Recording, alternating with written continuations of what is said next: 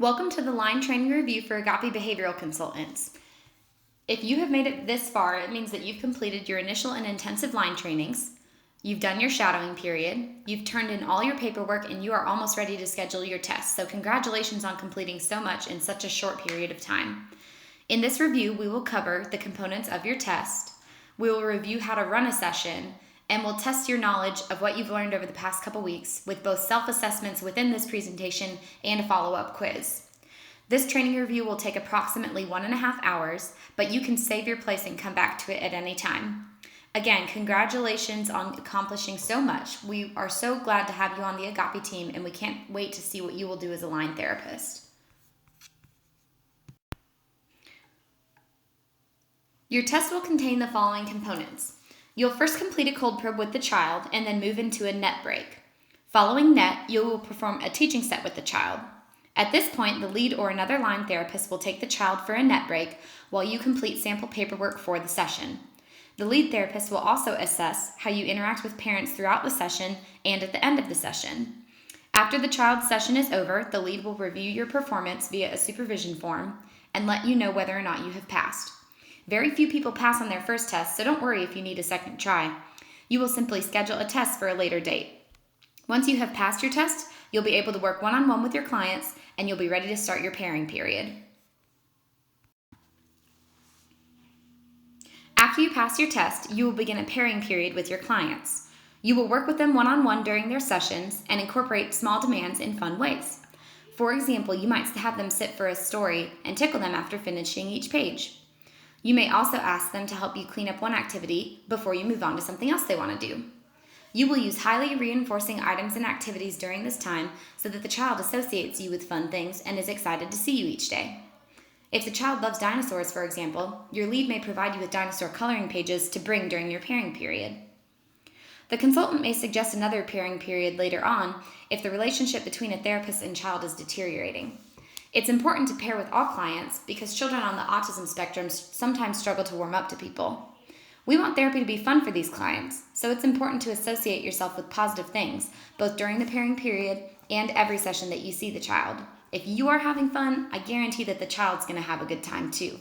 And if the child's having fun, then they'll be more likely to comply with your demands. When you are pairing, you will be taking note of what items and activities are most reinforcing for the child. This helps all therapists on the client's team perform the most effective therapy possible by motivating the child with things that they like. During the pairing period, you will be responsible for taking data on what is reinforcing to the child. We'll go over the pairing data in the following slide.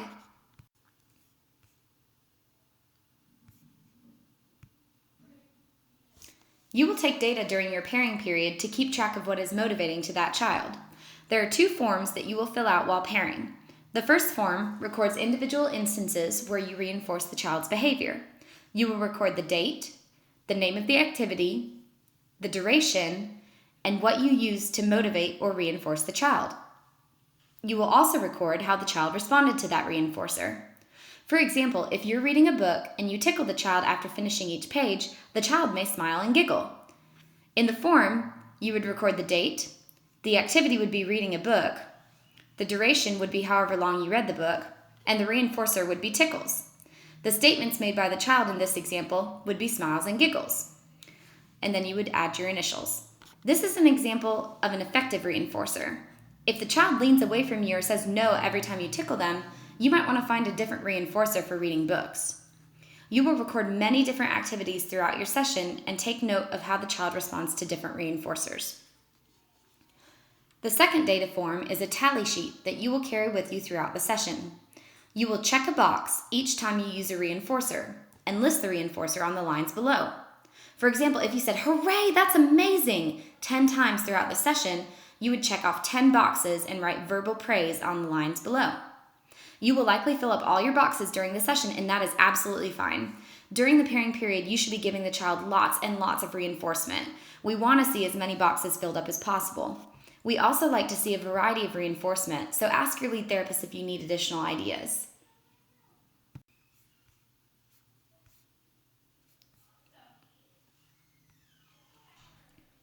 Now let's switch gears and talk about how a session will look once you've completed your pairing period. This is also what you saw during your shadowing period and what you will be tested on. There are two main environments where we teach new skills: the intensive teaching environment and the natural environment. Intensive teaching is the traditional table time that many people associate with therapy. It is where most new skills are taught and mastered skills are rehearsed. The intensive teaching environment should be free of distractions, for example, a small classroom, at a table, or in an uncluttered place in the child's home. Cold probe and teaching sets are conducted in intensive teaching, so you don't want to compete with distractions for the child's attention. The natural environment, or NET, is where natural environment teaching takes place. This is where children learn through play. The child considers NET time a break, but playtime is still therapy time for us. In NET, we should be mixing in as many targets as possible so that the child is learning in different environments. NET is really where children can learn through play, and we reinforce the targets that they learn at the table. We'll talk more about these environments in the next couple of slides. When you begin a session, the first thing that you want to do is greet your client and their family. Remember that you're the face of Agapi for these families, so we want to be polite and professional at all times. Once you've said hello, you can get your materials ready, and then you want to spend some time in NET so that the child can warm up before beginning their work. After about 5 minutes in NET, you will transition to the first intensive teaching of the session. This includes cold probe and any retention checks that the child has that day. Once you have earned all your tokens in the intensive teaching environment, you can take another NET break. After about 5 to 10 minutes in NET, you will return to the table for a teaching set. You can also finish any cold probe cards that you didn't get to in the first table time. After the teaching set is complete, you will take another NET break. You will then alternate teaching sets and NET breaks until the end of the session. At the end of the session, don't forget to give the parent a rundown of what happened that day. I always make sure to talk about the highs and lows of the session, things that the child did particularly well or things that they struggled with. The parents are very invested in their child's success, so it's important that we communicate with them frequently and thoroughly. Let's go into the session components in a little bit more detail. We'll start with cold probe because it's the first intensive teaching environment that the child experiences each day. Remember that cold probe is where we quiz the child on the skills that they're learning. Cold means that it's the first time that we are asking them that target that day, and we're probing on whether or not they know the answer. For cold probe, you're going to need the cards from the current section of their smaller card box. You're also going to want to pull the retention targets from behind the tab for that day of the week. So if it's Tuesday, you're going to pull the retention targets from behind the Tuesday tab. You'll also need your list of simple demands so that we can incorporate these in our cold probe ratio. The way that cold probe works is that you'll run 2 simple demands, 1 current target, and then you'll give a token. That's the typical ratio. It's subject to change depending on the child. Some kids can do more simple demands between current targets, and some children need less to keep the speed quick. If you're not sure what ratio is best, go ahead and ask your lead. They'll be able to tell you the answer. Okay, what if they don't know the answer? These are the hardest things that the child will be working on each day because they haven't reviewed them at all that day. It's still cold. If they don't know the answer, so if they don't respond within 3 to 5 seconds after you ask them a current card, or if they give the wrong response to a current card, you're going to use errorless correction. Errorless correction is all in its name. You are correcting an error that the child made. The way that you'll do this is repeat the question and immediately give the answer. So if it's "what's a cat say?" you'll say, "What's a cat say? Meow." And then you will give the child the question again and give them an opportunity to answer. Then you'll do a second transfer trial. You'll ask the question again and the child will answer. If they keep trying but they can't do it, you don't want to keep pressing the issue. You'll just say, "Good try," and move on. So if I'm working with a kid and I say, "What's a cat say?" and the child says, "Woof," I'll do errorless correction as follows. "What's a cat say?" "Meow." "What's a cat say?" The child should say, "Meow." And then one more time. "What's a cat say?" Child will say, "Meow." "Yo, that's awesome. Here's your token." And then move on from there. In addition to quizzing the child on their current targets, you're also going to run any retention checks that the child has during cold probe. Before you start cold probe, check behind the tab labeled with the current day of the week and pull out any cards that are in there. Those cards are considered in retention. They have gotten 3 yeses and so are mastered by the child, but we have to wait about a week later to make sure that they're still retained. It's kind of like if you're studying for a big exam and you're reviewing the material and you think you've got it, but just to make sure, you go and take a dinner break and then come back and quiz yourself again. If you still know the information, that means that you've really retained it. It's the same thing for our children. They'll get a card right 3 days in a row, and we'll put it away for about 7 days and then pull it back again a week later to see if they've retained the information. Each retention check has 2 chances to retain the information. We'll ask them 2 different times just in case the first day is a bad day and they don't get it correct. If they get a yes on the retention check the first day that you ask, you'll just put an M on it for mastered, and you'll put the card in the mastered box. The mastered box is usually the bigger box.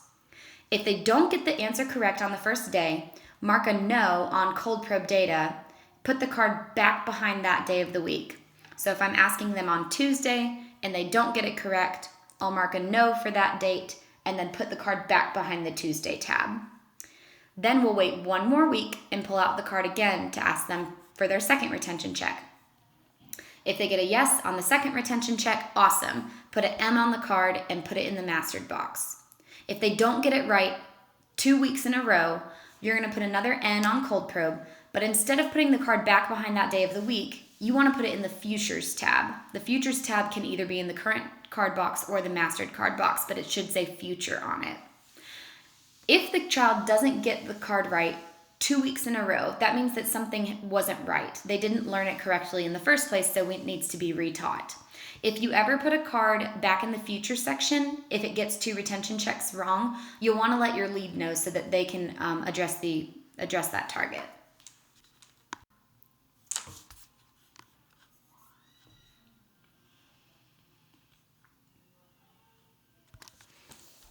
Okay, a few more notes about cold probe. Most kids have token charts that they'll use during any intensive teaching environment to keep track of how many targets they have left to do before taking a net break. We usually give a token after each current card. If you run all of the current cards and all of the retention cards, but you still haven't filled up their token chart, you need to do one of the following things. You can either run some of the current cards again, so go back to the top of the deck and keep running them, and give tokens frequently. You can also move into a teaching set, so do 3 mastered cards, 1 current card, and then give a token. You want to make sure that you fill up the token chart every single time that the child is in an intensive teaching environment. The token chart's kind of like a contract between you and the child. You let them know that as soon as they fill up that token board, they earn all their tokens, then you will get them up from the table to take a net break. And the child's end of the bargain is that they will sit and focus for as long as it takes to fill up the token chart. If you let them get up before they fill out the token chart, then you're letting them know that they don't have to stay focused for the whole time. So every single time you sit down at the table, you want to make sure that you have the child earn all of their tokens before getting a break. If the kid's getting frustrated or if they're getting distracted and they're not working as hard as they had been before, what you should do is decrease the ratio of easy to harder targets. So instead of doing 2 simple demands and then 1 current target, you could do 1 simple demand and then 1 current target. Or you could make the simple demands even easier. Another point is to try to phrase things as statements instead of questions. I always like to say that if you don't ask, the child can't say no. So instead of saying, "Can you sit down?" go ahead and say, "Sit down." And that way the child will be more likely to follow your direction. During cold probe, it's really important to keep track of what the child is getting correct and incorrect. You can make 2 separate piles or organize them in some other way. This isn't really important because during cold probe, again, we're trying to see whether or not they know the answer. That's the probe part of cold probe. If you see a target that you don't know how to run, either read the teaching procedures in the child's book or ask the lead for more help. After finishing cold probe, you want to give the child something to do while you record cold probe data. Something to keep them occupied so that you can record your yeses and nos before the piles get mixed up or you forget. Next, we're going to watch a quick video of how cold probe looks, and then we'll talk more about recording cold probe data. All right, Nina, help me check off all your tokens. Bye, Batman. Bye, Batman. What are we working for? Swinging, please. Ooh, definitely a swing. That'll be awesome. All right, you ready to get started? I'm ready. Okay, do this. What's your name? Nina. Good job. What letter is this? W. What letter is this? B. What letter is this? B. Good job, Nina. What letter is this? B. Awesome. Here's a Batman. He goes right here. Oh, yes, perfect. You talk on the Phone. Very good job. Very good job. What color is this? Gray. Very good. What's your brother's name? Alex. What's your brother's name? Ben. What's your brother's name? Ben. Very good. What's your brother's name? Ben. Perfect. Good job. Here's another Batman. Do this. Good job. What color is that on your shirt? Pink. That is pink. Say silly snake. Silly snake. Good working. Awesome. Point to the door. Good job. Good job. Touch your head. Good job. Touch the number 6. Touch the number 6. Good job, Nina. Let's try it again. Touch the number 6. Very I did it. good. You did it one more time. We're 6. 6. Awesome. That's perfect, Miss Nina. Here we go. How many do we have left? 1, 2, 3, 4, 5, 6. We have 6 left. Very good job. Nina, jump for me.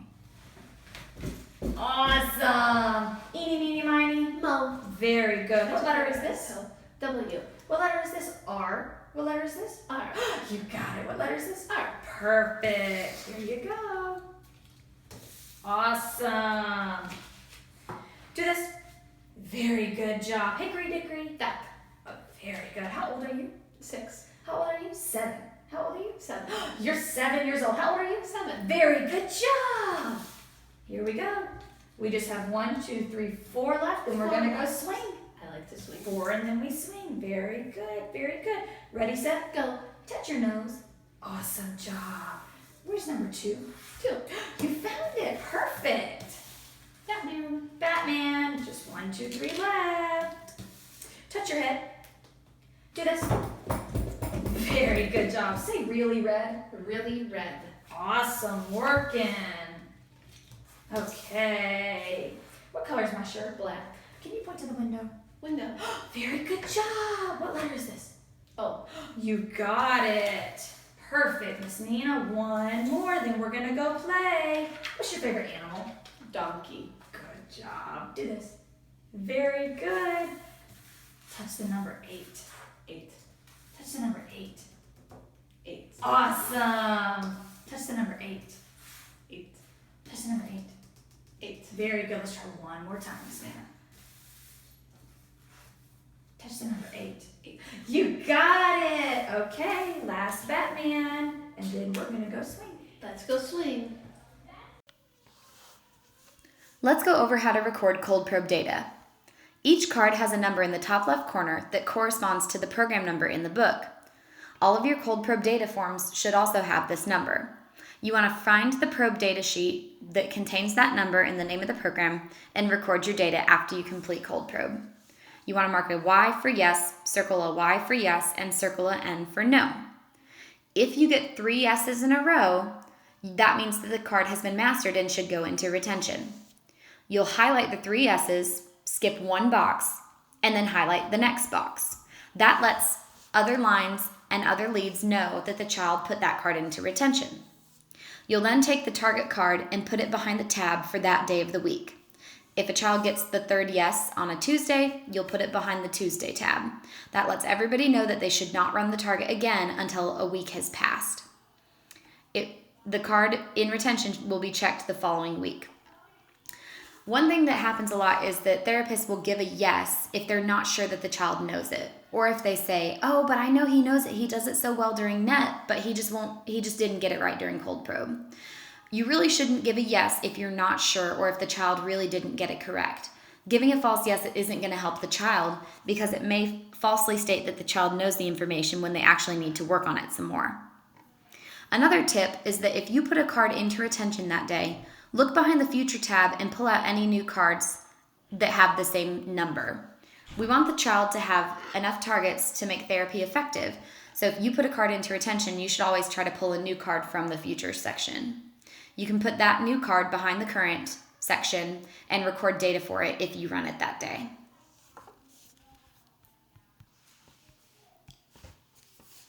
The next few slides will contain self-assessment items to make sure that you understand the material in this review. Remember that you will need to take a training review quiz after you finish this review and before scheduling your test. These items are self-assessment, so scores won't be recorded, but it would be in your best interest to see if you can guess or if you know the information before the answer is given. If you're struggling with any areas, simply rewind this video until you get to the slide that contains the information. If you have additional questions, you can always ask a lead or either of the training coordinators. Are you ready? Let's get started. Review question number 1. What should you do at the very beginning of a session?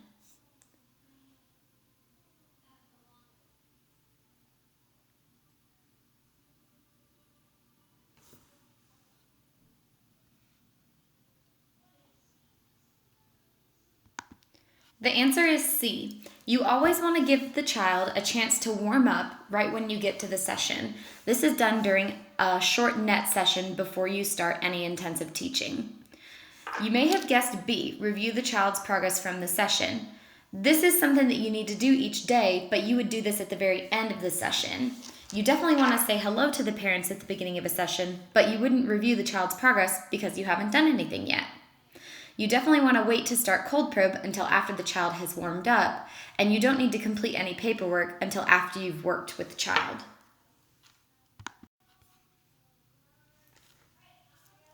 Review question number 2. If a target or a card gets 3 yeses in a row, where do you put the card?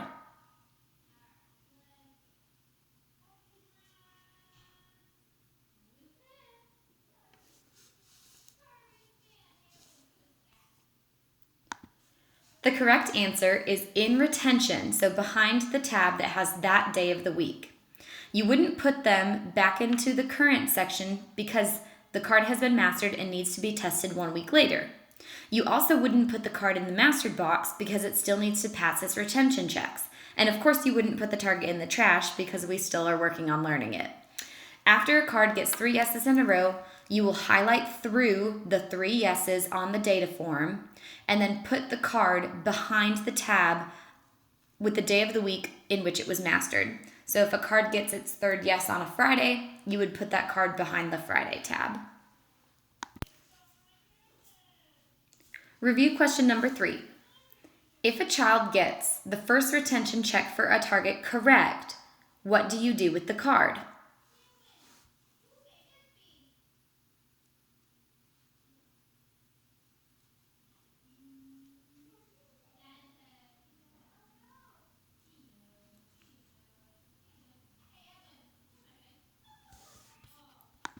The correct answer is A. You write an M on the card for mastered and you put it in the mastered box.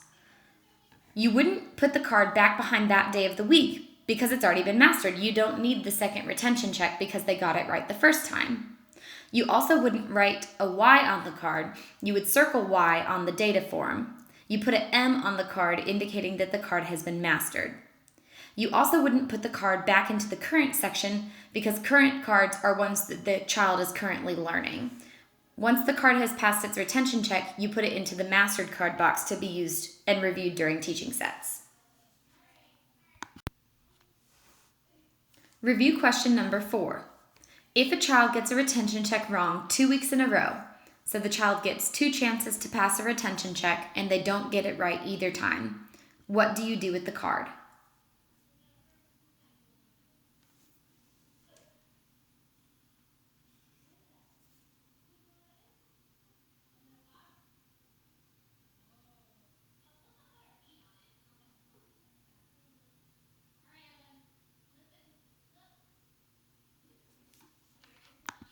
The correct answer is D. You would put that card in the future section.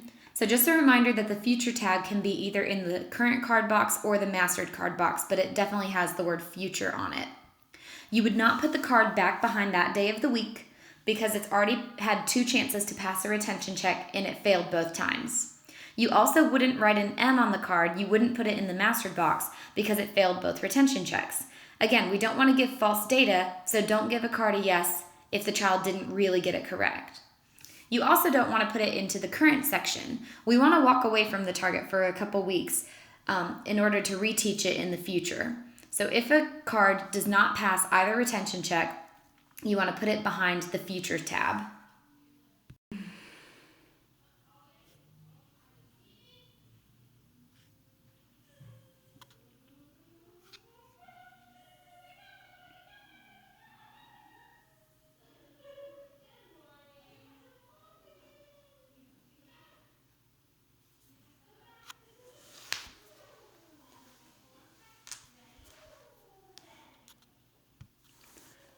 Next, we're going to talk about natural environment teaching, or NET. The child needs to have breaks from the table in order to get out their wiggles and be reinforced for focusing during intensive teaching. These breaks are called NET breaks. NET is considered a break for the child. However, it's a great opportunity for the children to learn through play. In our field, playtime is still therapy time. During NET, we have the opportunity to teach and reinforce targets in a different way. For example, if the child is working on saying the word ball at the table, we might play with the ball during NET and have them work on this skill in a different setting. It's important to mix in as many targets as possible and vary the targets that you're asking so that the child's not hearing the same question over and over and over. For example, while you're playing with the ball, you might have the child repeat the word ball, let you know what color the ball is, count how many times they roll the ball back and forth, or you hold the ball and see if the child requests for you to roll it to them. If the child's having trouble with any of these targets, you can use errorless correction to help them get the right answer. If you ask the child, "What color?" and they say green, but the ball's actually blue, you would use errorless correction by doing the following. "What color is the ball?" "Blue." "What color is the ball?" And then letting the child respond. You would then use a second transfer trial and say, "What color is the ball?" and then have the child say, "Blue." If the child tries but can't get it, just like in cold probe, you would say, "Good try," and then move on. The most important thing is to not leave an incorrect answer hanging. Also, if the child does not respond to you, you want to use errorless correction to help them get to the right answer. During NET, you also want to mix up the different activities that you're doing on each break. You don't want to play Play-Doh for every single break, or else they're going to get really bored with it. Different activities also offer different contexts to practice skills. This helps promote generalization of skills, so doing the same thing in different environments. NET breaks should last between 3 to 10 minutes depending on the child. If you're not sure how long a NET break should last, ask your lead. We shouldn't let NET breaks exceed 10 minutes or the child will have difficulty transitioning back to intensive teaching. You should use a timer and give verbal warnings throughout a NET break to let the child know how much time is left. This helps prepare the child for transition back to intensive teaching. In the next slide, we'll see a video of a NET break, and then we will review NET paperwork. What is this? What is this thing right here? I don't know. That's okay. You don't know? Well, Miss Courtney can tell you. Can you ask me? Anchor.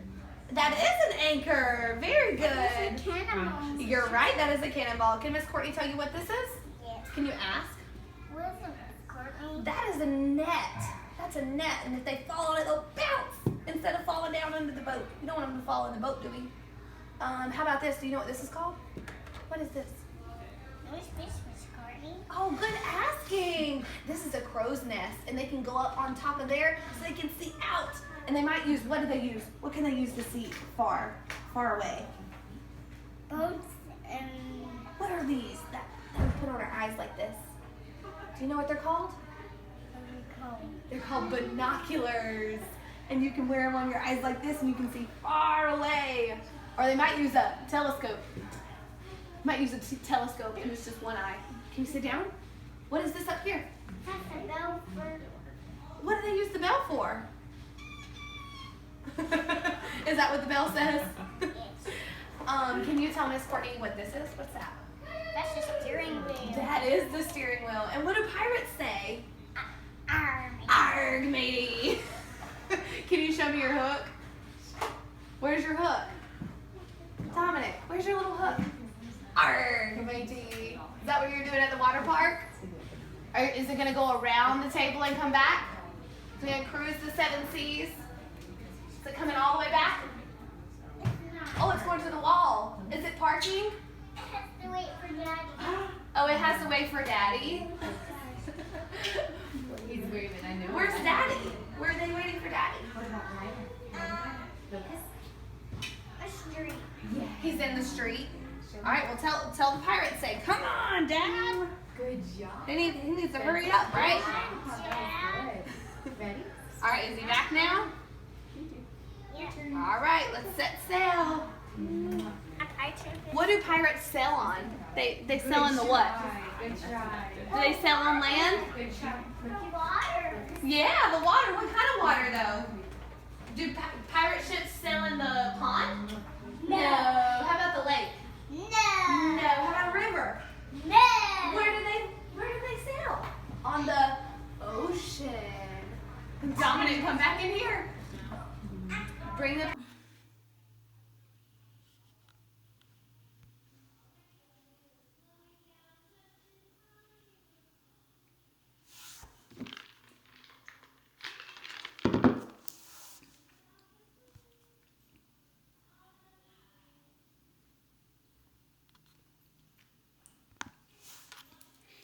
With ABA therapy, we take data on every aspect of the session to make sure that the therapy is effective for our children.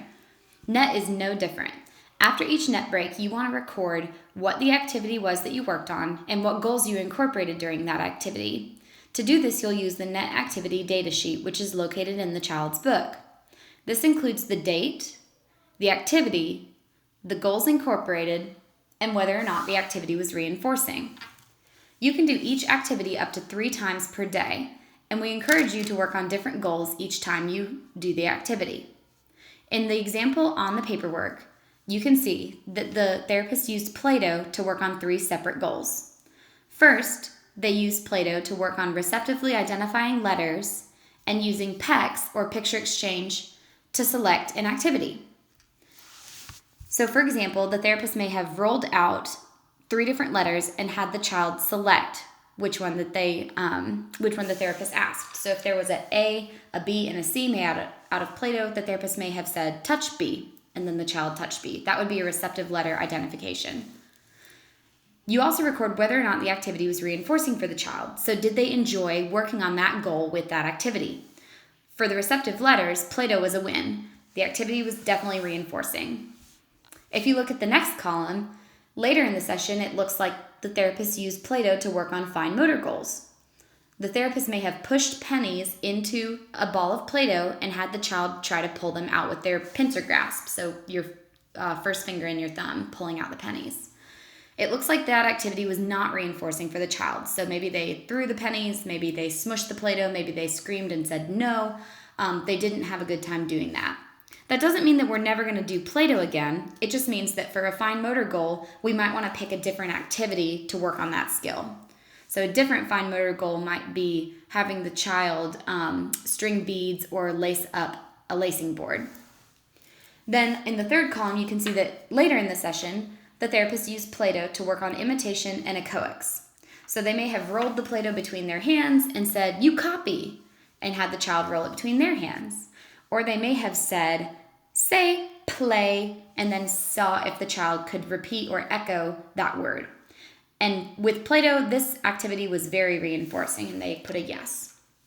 So after each NET break, you will return to the table and fill out your NET paperwork to record what activity you worked on, what goals were incorporated, and whether or not the child enjoyed it. Next, let's talk about teaching sets. Remember that after cold probe, you alternate NET breaks and teaching sets for the remainder of the session. Teaching sets are the second type of intensive teaching that we do each session. During a teaching set, you're working on teaching current targets and reviewing targets that have already been mastered. For a teaching set, you're going to need the cards from the mastered card box and the cards from your current card box. During a teaching set, you want to run 3 mastered cards, then 1 current card, and then give 1 token. Again, this is the typical ratio that's used for clients, but it's subject to change depending upon the child. Some kids need more, or some kids can work with more mastered cards. Some kids need fewer mastered cards in order to keep the pace quick for them. If you're not sure what's best, ask your lead. If the child's getting frustrated or distracted during a teaching set, you can always decrease the ratio. So instead of doing 3 mastered cards and then 1 current card, you can do 2 or even 1 mastered card and then a current card before giving a token. That way you're moving more quickly through the teaching set and the child gets to that net break sooner. The difference between teaching sets and cold probe is that in cold probe, you're asking the child the current target, and waiting for their answer. During teaching sets, you're going to teach the current targets using errorless teaching. Errorless teaching is exactly what it sounds like. You are teaching without the opportunity for the child to make an error. If you took a calculus class and you were given every single answer to every single problem that you ever came across, I guarantee that you would make an A in the class.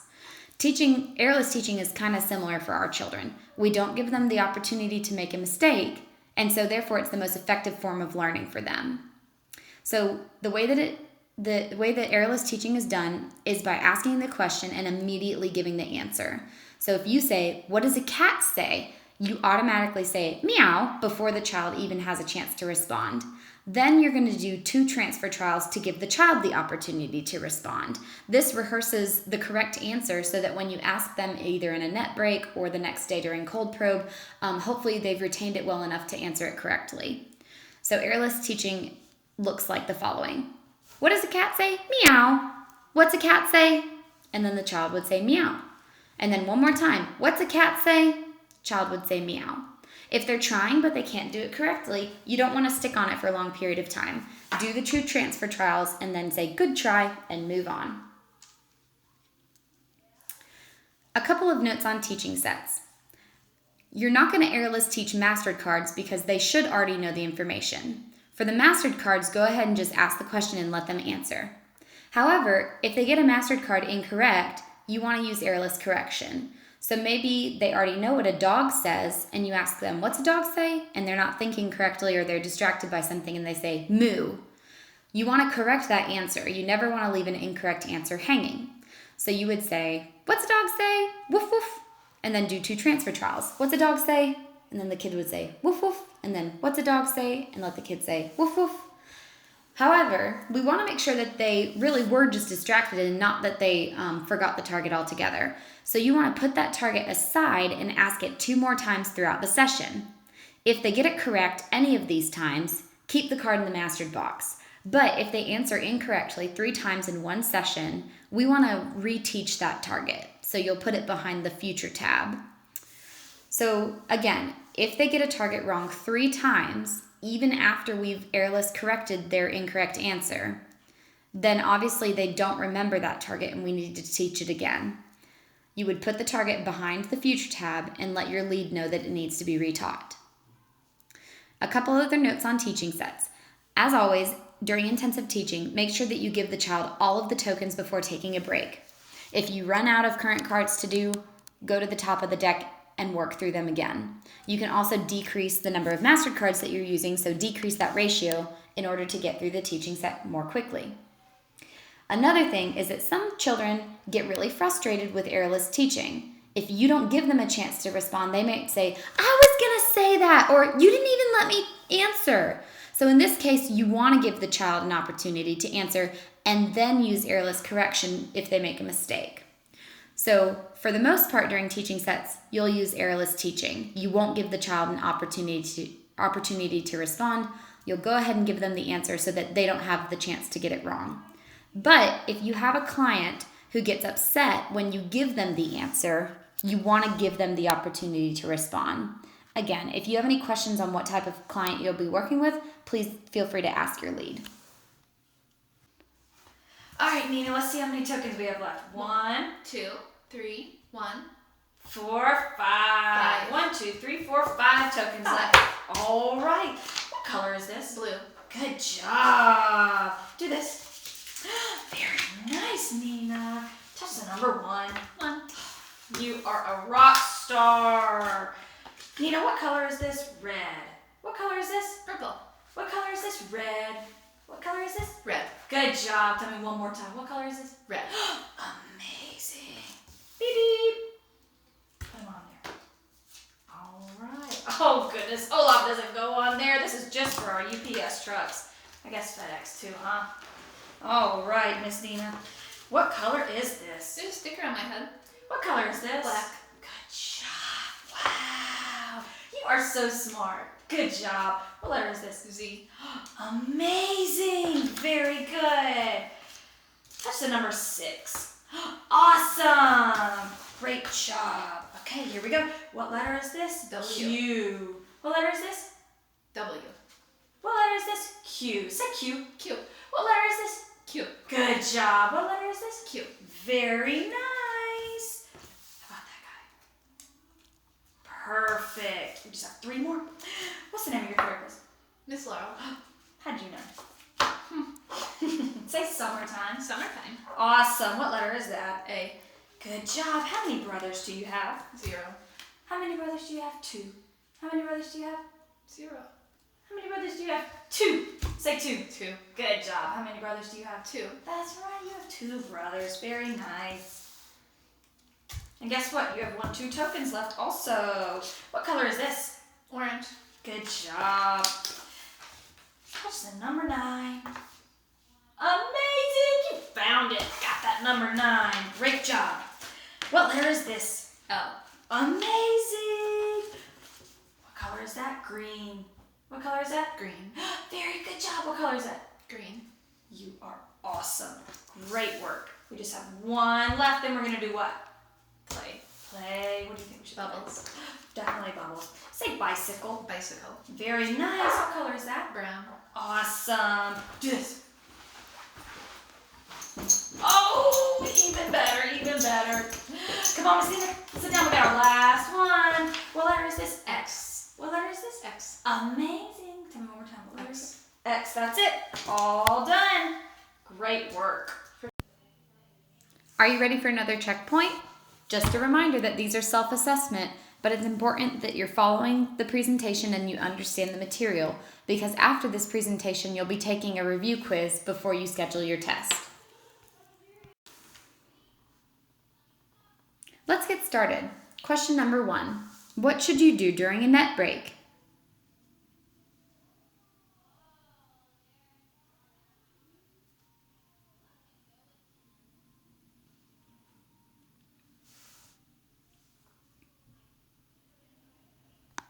The correct answer is practice targets. During net, you should be practicing as many targets as possible so that the child's working on their skills in different environments. You definitely wouldn't take a nap, and you definitely wouldn't let the child play by him or herself. Remember that break time is still therapy time for ABA therapists. You do want to fill out net paperwork, but you can do that when you get back to the table after the net break is over. Question number 2. When do you use airless teaching?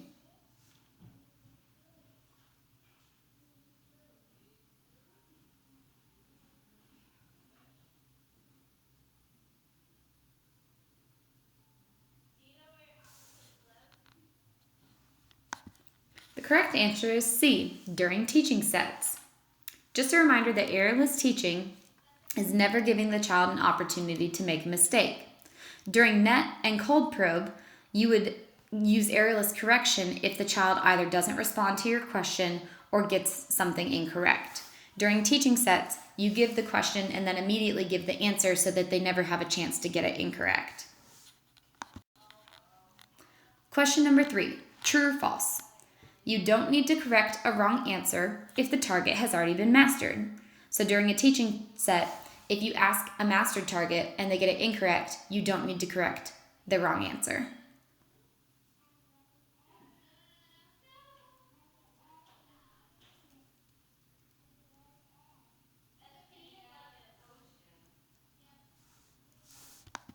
False.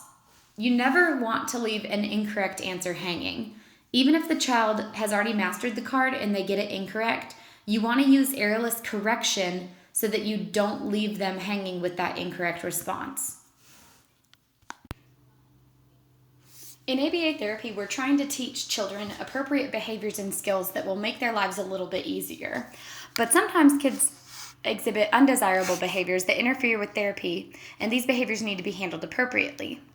The best method to handle an undesired behavior is to determine the function of that behavior and respond appropriately. Some common functions of undesirable behavior include boredom, attention, avoidance, escape, and sensory overload. Each of these behaviors, because it has a different function, needs to be handled in a different way. You wouldn't handle an attention-seeking behavior in the same way that you would handle a sensory overload behavior. And in doing so, you might actually be reinforcing the behavior. So let's go into these each with a little more detail. Oftentimes, if children display undesirable behaviors, it's because they're simply bored or distracted. In this case, you need to redirect the child back to the task. I always tell therapists that before you change the child's behavior, try to change your behavior and see if you get the result that you'd like. So for example, if you're running cold probe and the child stops paying attention and starts to stare out the window, you might redirect him by taking his hand and helping him do the task. You could also touch or tickle them to get their attention, or you might change your tone of voice in order to represent the question in a way that gets the child's attention. So in this case, you changed your behavior, so changed your tone of voice, changed the way that you're interacting with the child, and changing the way that you're presenting the demand, all to try to get the child redirected back onto the task. Another example is if you're walking with a child to the restroom and she sees a friend in the hallway and she tries to go over and talk to her friend, you might simply take your hand on her shoulder and kind of redirect her back towards the bathroom and then remind her that she has to go potty before she can go see her friend. So in either of these situations, you want to redirect the child back to the task. And I always tell therapists that this is a good place to start if a child starts to exhibit interfering behaviors. Start with redirection to see if you can simply, get them back on track. Other behaviors can be classified as attention-seeking behaviors. Children want to get our attention, and for children on the autism spectrum, oftentimes negative attention and positive attention are equally reinforcing for the child.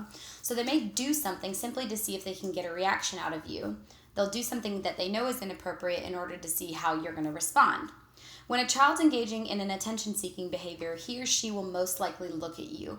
They'll cut their eyes at you to try to see how you're going to respond to what they do next. The way that we handle these behaviors is by not giving them the attention that the child expects. Instead, these behaviors should be put on extinction or extinguished. Extinction simply means no longer giving behavior the attention or the reinforcement that it previously received. And for the most part, it involves ignoring the undesirable behavior and continuing with whatever you had presented previously. To run extinction, you simply ignore interfering behaviors and place a simple or easy demand. You'll continue to place that demand until the child complies. You don't want to make eye contact, and you want to monitor your body language so that you're not giving those interfering behaviors attention. What you likely see once you stop reinforcing a behavior is an extinction burst. In this case, the child will increase the frequency or the intensity of their behavior once they see that it's no longer getting the result that they expected it to receive. So for example, if a child screams and the therapist says, "Stop screaming," the next time the child screams and the therapist does not respond, they might increase the volume that they're screaming at. They might scream louder and longer. They might change the pitch, or they might scream multiple times. They're trying to change their behavior to see if the therapist is going to respond. They want to get a rise out of you. In this case, you don't want to change from your original demand, even if the child begins to do something else for attention, and even if there's an extinction burst. So if you've placed a target of what color and the child screams in response, you're not going to say, "Stop screaming." You're going to simply place the demand again. What color? And then maybe use errorless correction. So what color? Blue. And then the child screams again. So you're just simply going to say, "What color?" And keep placing that demand of what color until the child complies. You want to say only the demand that you've chosen to the child. You're not going to say, "Stop screaming. It's time to work. Let's focus." What color? You only want to stick with the demand that you've originally placed. And again, keep placing that simple demand until the child complies. And once the child complies, praise them and move on. Let's go into some examples. If a child bangs on the table and the therapist tickles them and says, "Let's not bang," the next time the child wants to get that kind of positive attention from their therapist, they might bang on the table again. The therapist can extinguish this behavior by not giving any attention to the banging next time. The banging may increase in frequency, so the child will bang more and faster, or it may increase in intensity, so the child might bang on the table and then start to kick the table and then start to bang on the wall in the extinction burst.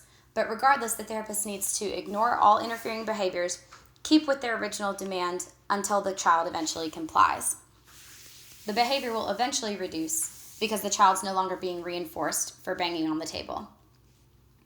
Another example is if a child screams when the therapist says, okay, time to go to the table for work, and the therapist says, okay, let's go to the bubble room to calm down. Then the next time the child doesn't want to go to the table for work, they're likely to scream again. The therapist can put this behavior on extinction by ignoring the screaming and continuing to the table for work. The child may display an extinction burst where they scream louder. They may scream in staccato where they're like, ah, ah, ah, or they may scream for a longer period of time. However, if the therapist continues to place the demand, eventually the behavior will subside because it's not getting the same result that it used to.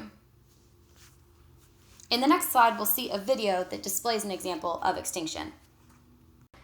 All right, Nina. Look at these cards. Touch the number 7. Touch 7.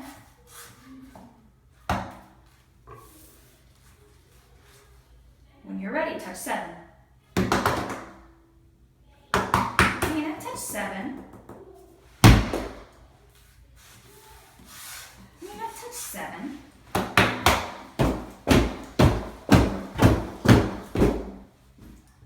Touch 7.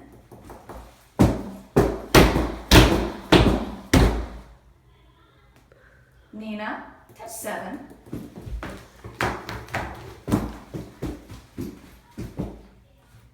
Nina, touch 7. 7. You did it! Way to go! 7. Children may try to avoid or escape non-preferred activities. They may refuse to transition, begin engaging in a different activity, or use attention-seeking behaviors to get out of doing the non-preferred activity. We always want to follow through with the activities that we present, because if the child learns that they can get out of something non-preferred, it'll be way harder to get them to comply next time. However, there's a few things that we can do to make even the non-preferred activities fun for our children. For example, you can use choice to make the activity more appealing. If the child has to do a teaching set, you can say, do you want to earn stickers or tokens this time? Do you want to use your Batman token chart or your Paw Patrol token chart? Do you want to use your Batman pencil or your Pokemon pencil? If they have to leave somewhere preferred, you can use an transition activity. So ask them, do you want to fly back to the room or be race cars back to the room? Do you want to bear crawl or do wheelbarrow walks back to our room? You can also follow up non-preferred activities with preferred activities. Like your grandma said, first eat your peas, then you get pudding. For us, it's first work, then play. First let's do cards, then we can jump on the trampoline.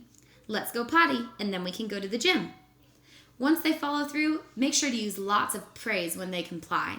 Remember that table time should be fun for us too. If you're having a good time, your client will be having a good time. And if they're having a good time, they're going to be much more likely to comply with your requests. Children with autism spectrum disorder sometimes have trouble processing sensory information.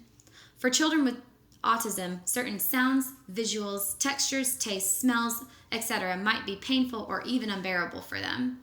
They also have trouble filtering out extrasensory information, so ignoring other things and focusing on what you'd like them to do. If a child is overwhelmed by sensory input, they might go into a sensory meltdown. Behaviors that occur because of a sensory meltdown or sensory overload are often unavoidable and difficult to control.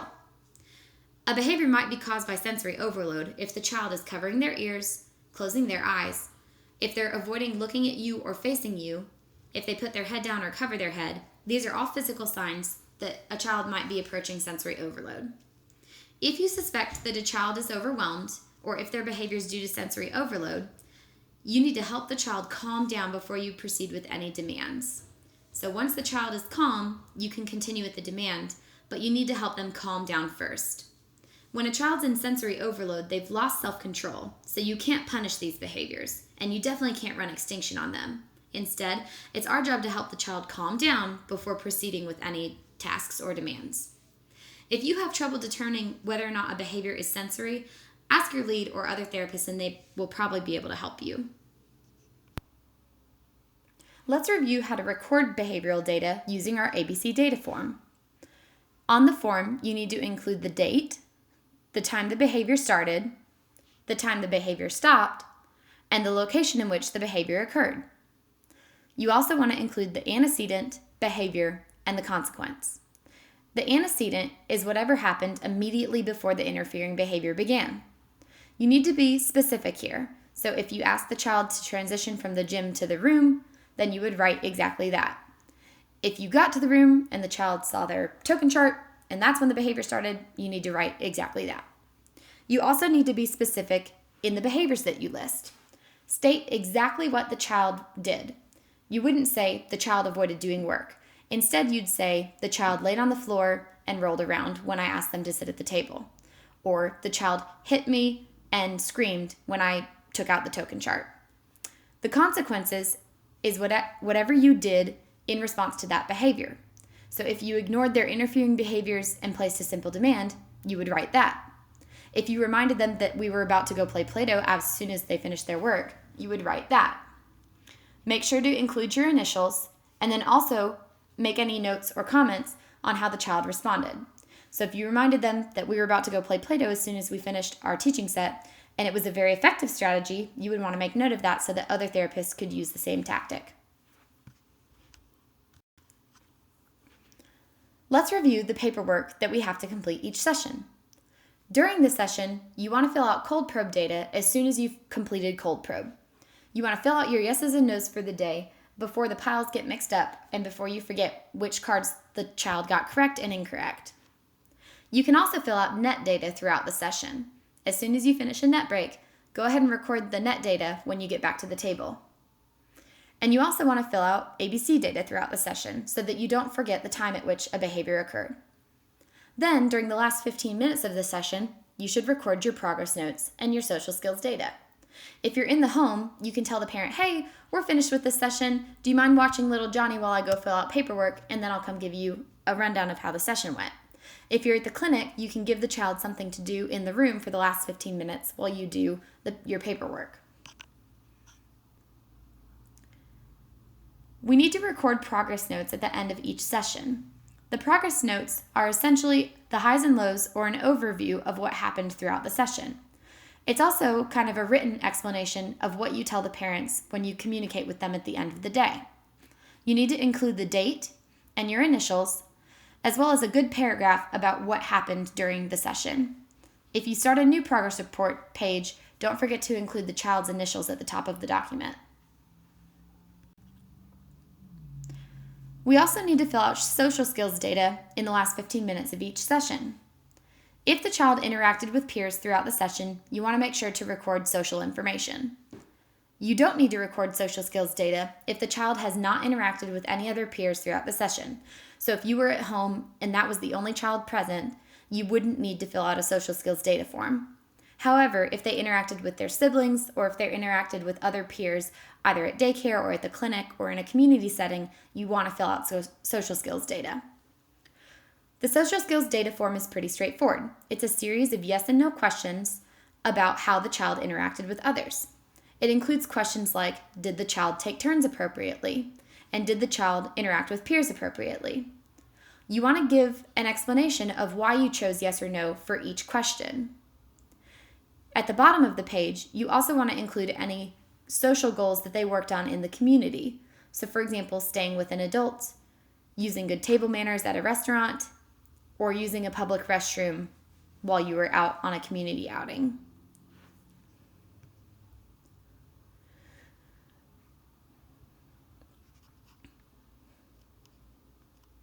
Don't forget to include the location or setting of the therapy session, as well as your name, the date, and the child's name. You will occasionally need to fill out an injury report for your client. Our kiddos can be clumsy, and it's important that we fill out one of these documents each time that they're injured, no matter how small the injury. You want to fill out all the appropriate information, circle the location of the injury on the diagram, and get the parent to sign the injury report before the end of the session. This makes sure that we're covered if the parents ever ask us about the injury in the future. Finally, the child should be in your line of sight at all times. Our attention should be focused on our clients at all times during the session, and you should never leave your child in another room without you. You shouldn't allow the child to play by themselves, and you should not ask other therapists to watch your child. Also, do not be afraid to physically guide a child.